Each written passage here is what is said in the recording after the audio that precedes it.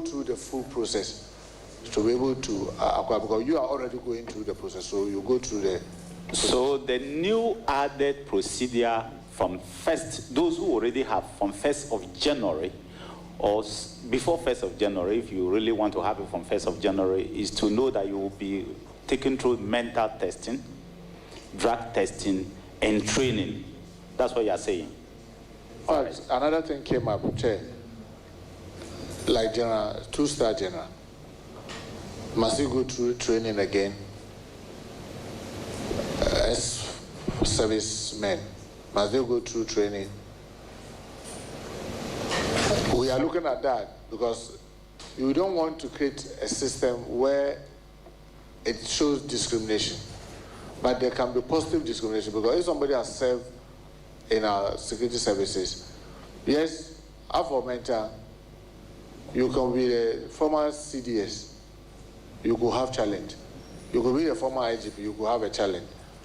With regards to drug, that one, but training, we could exempt some people, but that one, it will be on the need to do training that will ask you to do. Other than that, we'll exempt you. So I just wanted to add this leg. So that was the Interior Minister Muntaka Mubarak in that interaction with members of the Assurances Committee when he appeared before the House yesterday. Let's bring in Richard Kumado. He's a fraud and security consultant. Mr. Kumado, thank you for your time as always on the bulletin. The Interior Minister appears to have softened the initial position. Do you think reviewing existing firearm licenses rather than revoking them outright strikes the right balance between public safety and the rights of licensed gun owners? Hello, Auntie Grace. Right, Mr. Kumado, can you hear me? No, I didn't hear the question. Please ask me again. So I was asking that we know the ministry has now stepped down on its initial initiative for direct... Okay, no, that was a policy that was not well thought of. That was a policy that did not provide clarity, and that is why there was public anger. I think reasonably, they have thought through again and realized many of the things they said were inconsistent with the reality on the ground. If they've changed it, then we have to make sure that by 31st December, they have all the processes in place. Other than that, we'll get to 31st December, and we'll have the challenges we have with the gun amnesty program, which was what fueled that particular decision that was not properly thought of. And so you think that this gives the right balance between public safety and the rights of licensed gun owners? No. What they said initially has nothing to do with public safety. They just said something which was not reasonable and which doesn't add up. You know, when we went for the gun amnesty program, one of the campaign message we went with that, submit your guns or register your guns. People bought into the idea, registered their guns, had a license about 2 weeks ago. Then out of the blue, no warning, you cancel their licenses.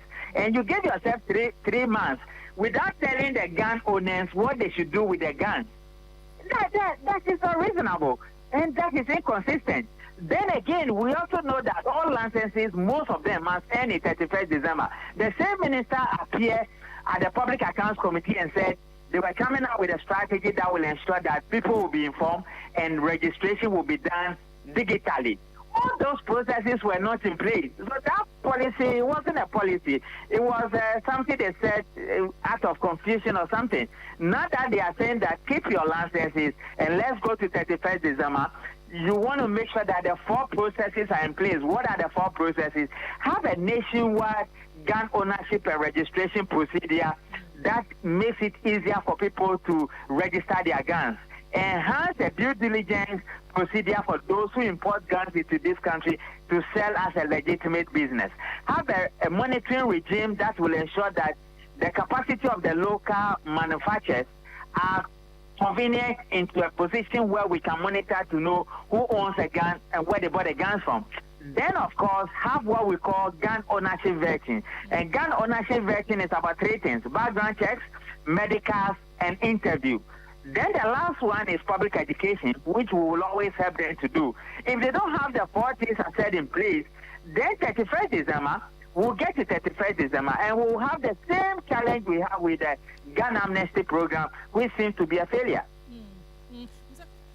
So it looks like the gun ownership vetting is what government intends to do. It says that whilst you're keeping your license, you're going to go through a mandatory mental health evaluation and greater screening for license holders. In practical terms, how effective are these measures likely to be in reducing if they don't have the procedure in place, suicides and crimes involving legally owned guns? Grace, if they don't have the procedures in place, it will be irrelevant. They will not be able to do it. You know, they have resented their decision to say that it's not everybody who must go through training.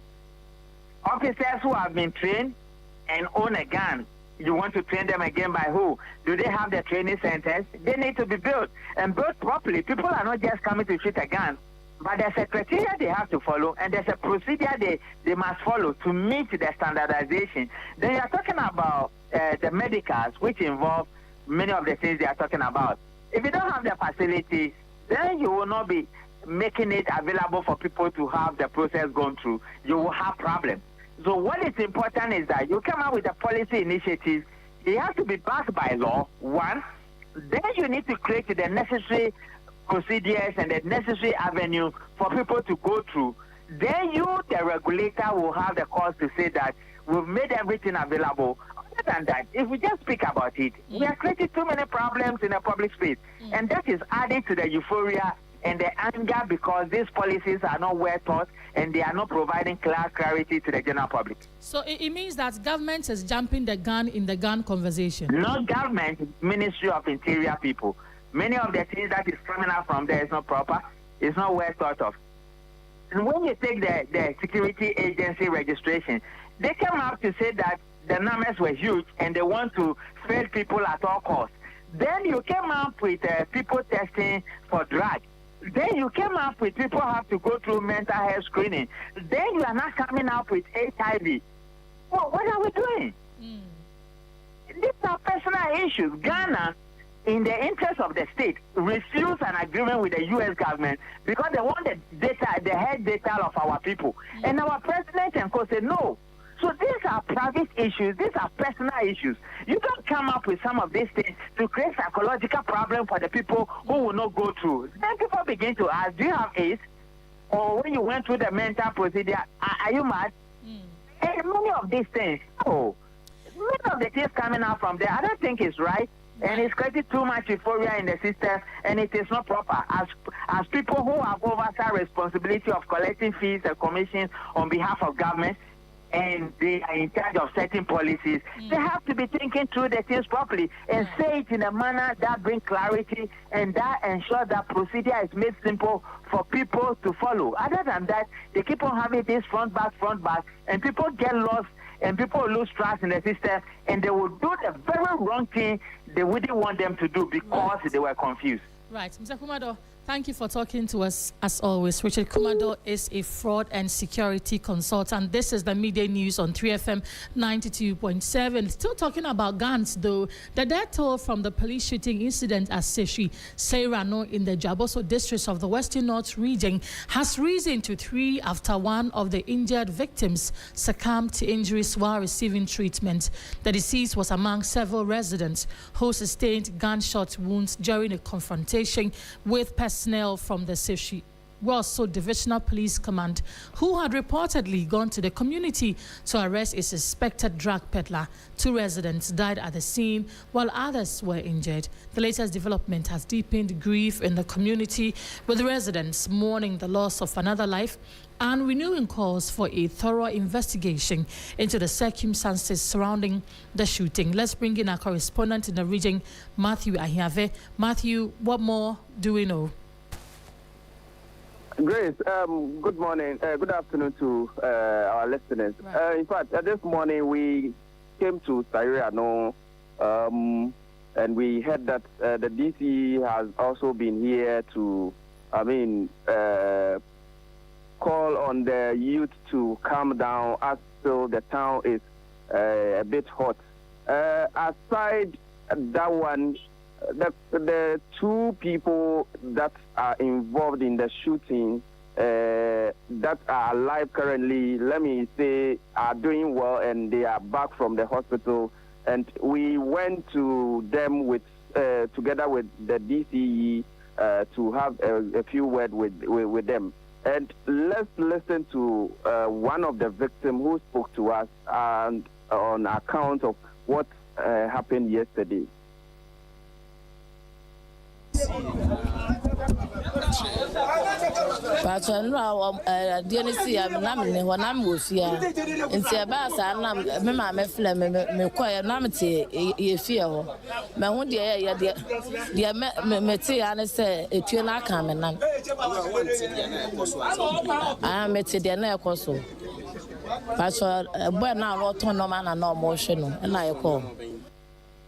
Right, Matthew, so we have heard from the lady. We know that the DC has also been speaking. What did he say?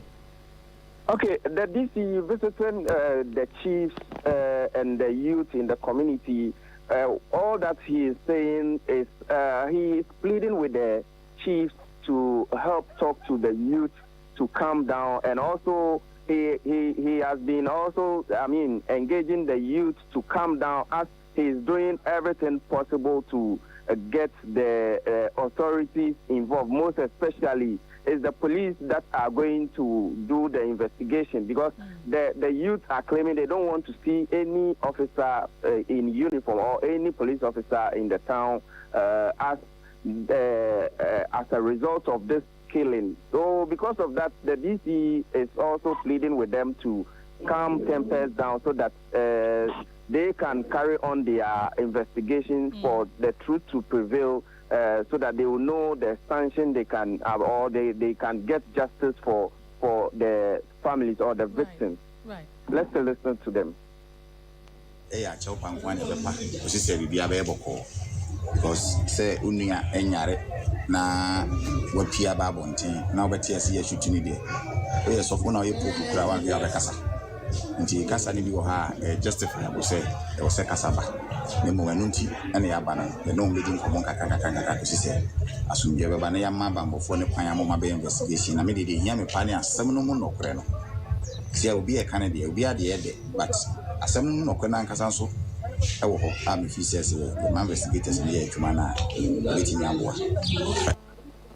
Right, that was the DCE for the Jaboso area, where 3 people have died out of a police confrontation and shooting that happened yesterday. Matthew Ayave was our correspondent in the region, bringing us updates on that.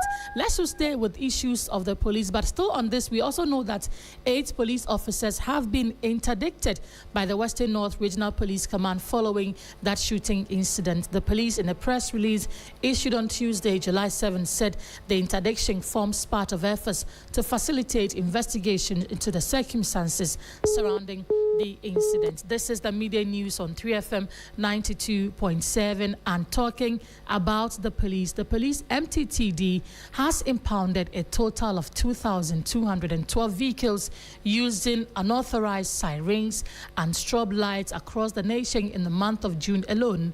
The action forms part of an intensified effort to rid the nation of the nuisance of strobe lights and sirens in a bid to ensure public safety, restore sanity, and maintain traffic discipline for all road users. The police, in a statement issued, cautioned and urged all persons who have installed such devices to avert their minds to Regulation 74 of the Road Traffic Regulations LI 2180 and remove them immediately. Let's bring on ACP Alexander Obeng. He is Director of Education, Research and Training at the Motor Traffic and Transport Department of the Ghana Police Service. ACP, all correct, sir. You have made several arrests for unauthorized use of sirens and strobe lights.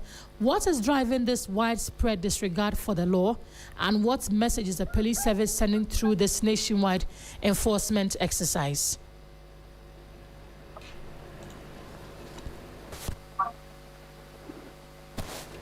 Hello, sir, can you hear me? Well, we're working the phone to bring on ACP Alexander Obeng, who is Director of Education for Research and Training at the Motor Traffic and Transport Department of the Ghana Police Service. He's talking to us about how there's been an increase in the use of strobe lights and sirens by unauthorized persons. The police has already impounded a total of 2,212 vehicles using these items alone in the month of June. When he's able to speak to us, we'll bring you that conversation and also a lot more. But let's do some other stories this afternoon. And the minority leader Alexander Hammoah has accused government of breaching Article 178 of the 1992 Constitution in the allocation of 350 million cedis for flood relief. According to him, the funds were not withdrawn from the contingency fund as required under the Constitution, but from a different account without prior approval from Parliament. He claims that the fund was at the time subject to a court-issued order making it inaccessible to the government, adding that the executive should have returned to Parliament to seek approval before accessing funds from an alternative source. Let's listen to him. The spokesperson for government on his feet indicated that the government has drawn funds from the contingency account, an amount of 350 million Ghana cedis. The statement by the government communication minister, as well as the statement from the Ministry of Finance, that indeed, pursuant to the approval by the Finance Committee of the House on the 30th of June for the withdrawal of an amount of $350 million in cedis, in accordance with Article 177, Mr. Speaker, is false. Mr. Speaker, it is false because the contingency fund has suffered a garnishee order from the court. When they went for the withdrawal, the Attorney General himself advised the governor that account has been injuncted. They could not withdraw from the account. Yes. Mr. Speaker, they therefore used another government account without Parliament approval. Upon what authority did government go into other accounts to withdraw money? Mr. Speaker, they have breached the Constitution using a national emergency to do that which was not authorized by Parliament. Minority Leader Alexander Hammoah. This is the media news on 3FM 92.7. We are back from the break. We know the Roads Minister has been taking tough on his stores. We'll bring you more on that. Stay with us.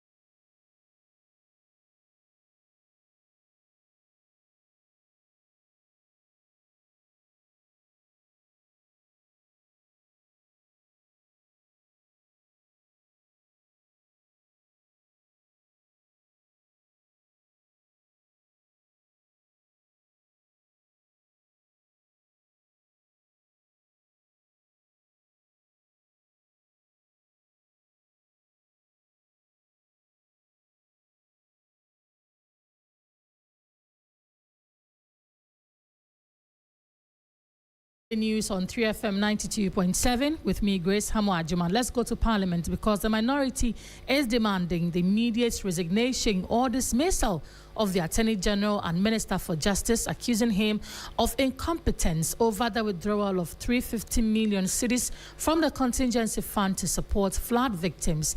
The caucus argues that with ongoing garnishee proceedings against the contingency fund, the Attorney General should have taken legal steps to set aside the order before authorizing the release of the funds instead of bypassing the required legal process. Addressing journalists, the Deputy Minority Leader, Beatrice Adu, accused the AG of breaching legal procedures in the withdrawal of the funds. The group also asked for proof to back the government's claim that 350 million cedis was taken from the contingency fund to support victims of the recent floods in Accra. Let's listen to Beatrice Adu. Should he fail to do the honorable thing, We call on the President, who swore an oath to preserve, protect, and defend this Constitution, to relieve him of office without delay. The minority accordingly demands, first, the Attorney General and the Minister for Finance appear before Parliament without delay to lay before the House the garniture order, the full record of the suit that produced the judgment debt, the letter of 1st July 2026, and every correspondence exchanged among the Attorney General, the Ministry of Finance, the Controller and Accountant General, and the Bank of Ghana concerning the attachment, the directives, and the withdrawal. Second, that the Governor of Bank of Ghana state publicly whether the bank declined to give effect to the Attorney General's directive, from which account the 350 million cedis was in fact released, and on whose instruction. Third, the Auditor General immediately conduct a special audit of the flood response disbursement from source to destination and report to Parliament. Beatrice Adu is Deputy Minority Leader. Let's take a trip to the Volta region because the Roads Minister governs Kwame Agyemang is asking contractors working on roads across the country to deliver quality. The minister, who is currently touring ongoing road project in the Volta and Oti regions, say recent rains have exposed poor road projects were executed in the past and called for a different approach to ensuring quality, safer roads. Correspondent Faisal Abdul-Idrisu is on that tour and joins us with an update. Faisal, tell us what more you've gathered on the tour and also on the progress of work on the roads already inspected. Yes, Grace. The Minister for Roads and Highways, Kwame Agyemang, began his tour this morning, starting from the Lot 1 of the Atimpoku to Asikuma Junction Road. But the story today has to do with the Hammoah to Harvest stretch. That is the 53.5 kilometer road that was awarded to Greenhouse Construction Limited. This contract was awarded in 2012 and the contractors moved to site. In 2017, we were told that the government at the time wanted to conduct some audit to road projects awarded under Cocoa Roads. And so the contractors left. Faisal, can you hear me? Well, we're having challenges connecting with Faisal. Let's listen to the Roads Minister on the tour and then we'll bring you more on that. Japan Town existed before we put the project together. We knew we were going to widen the road beyond 12 meters as a standard highway trunk road. So for us, we don't see it as a problem. It was something that was supposed to be done. And you and I know that there's a procedure by which we get people to move off the right of way and the adequate compensation paid for us to have our way to build the work. So the issue about electricity and water, the same. The electric poles are within the current right of way. We need to work with the ECG to move them out of the right of way. The same applies to water.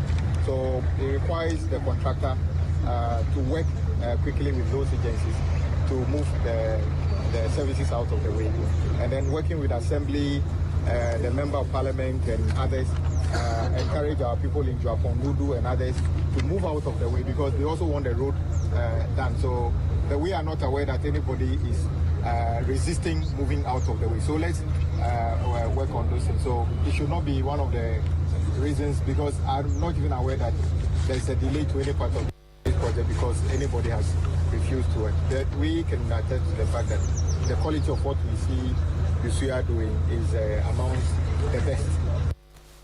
Roads Minister Kwame Agyemang there. Before we go, lawyers for the former Director General of the National Signals Bureau, led by Samuel Atachia, have described the prosecution's investigations as bogus after the fourth prosecution witness admitted that investigators did not engage personnel within the national security establishment during the probe. The witness, Frank Marshall Cromwell, the lead investigator from the Economic and Organized Crime Office, EOCO, is testifying in the trial involving the alleged misappropriation of 49.1 million cedis earmarked for the procurement of a cybersecurity defense system for the National Signals Bureau. During cross-examination by Hammoah, the prosecution's fourth witness told the court that investigations into the alleged theft of money at the National Signals Bureau commenced upon a tip-off to the Economic and Organized Crime Office. Frank Marshall Cromwell, a Yoko staff officer and investigator, said that evidence gathered and facts verified suggested that the former National Signals Bureau Director, Kwabena Adu, after paying an initial 9.5 million cedis to ISE Holdings for the cybersecurity defense software, squandered the remainder of the money with his wife, Angela. The witness also asserted that the investigative body maintains a diary of action in which it records all cases being investigated. Identifier, so they have an account identifier, which is BNC, Director BNC, and then the account owner, the National Security Coordinator, and they didn't know the difference. The case has been adjourned to July 15 for continuation of the cross-examination of the prosecution's witness. Lord Edward Cyrus reports ending the midday news on 3FM 92.7. It came to you live from our studios here at Adesawe Kanda, Accra. You can log on to 3news.com and get some more stories. My name is Grace Hammoah Agyemang and Yonam Haliga standing by to bring us the latest in the world of business. Good afternoon.